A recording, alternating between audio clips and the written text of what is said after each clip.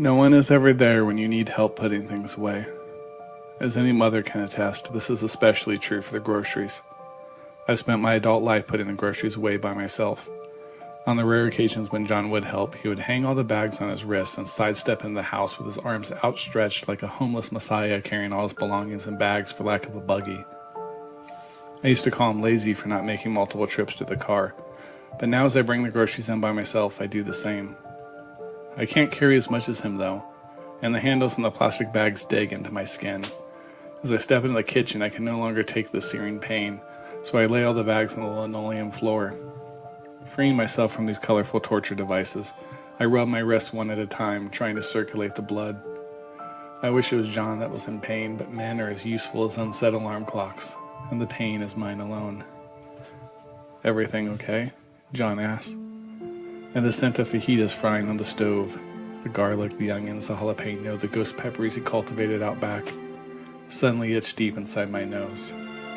"Shut up," I say, even though I know he's not there, and his whiny voice and the tingle of the spicy peppers disappear in the mirror of the moment. I open the cupboards. Everything inside is positioned in perfect order. In fact, everything in the kitchen is exactly the way I want it, and there isn't anything I like about it. I dig into a grocery bag inside a box of saltine crackers next to a box of Holden's fruit snacks. There is a red dinosaur on the front of the fruit snack box. A Brachiosaurus, I think, with a goofy grin and bright eyes, and I happen to glimpse the best of use by date stamped on the dinosaur's neck. December 2009, 4 years ago. "I can't believe you kept those," John says again. "Shut up," I say.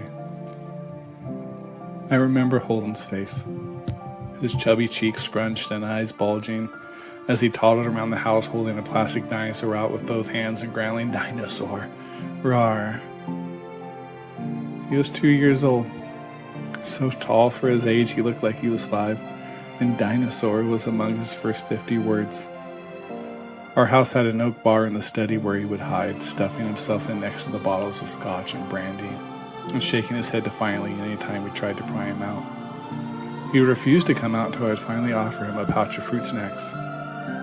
John always warned me against spoiling the boy, but I always retorted, "Children aren't onions. They don't spoil." And even though there was no study or bar or scotch in my apartment, I can still picture Holden sitting there tucked behind his chubby block legs, waiting for me to offer him a fruit snack.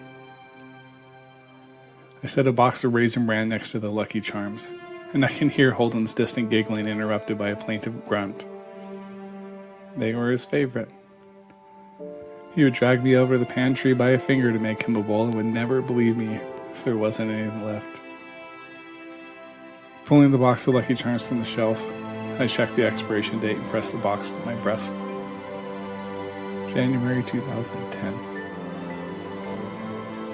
The date says it has been expired for 3 years, but there are those things with no expiration.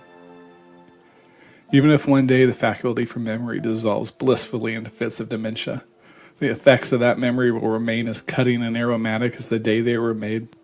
So no, Holden's favorite cereal is not expired, and his fruit snacks are still as good now as they were on the day printed on the package. We're all parented by the past, so it's reversed when you marry it, John had said shortly before filing for divorce.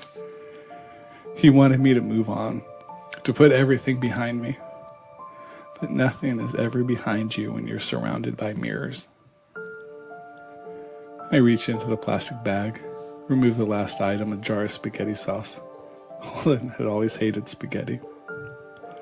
And set it on the shelf next to the old fruit snacks, the expired Lucky Charms, the unperishable pain.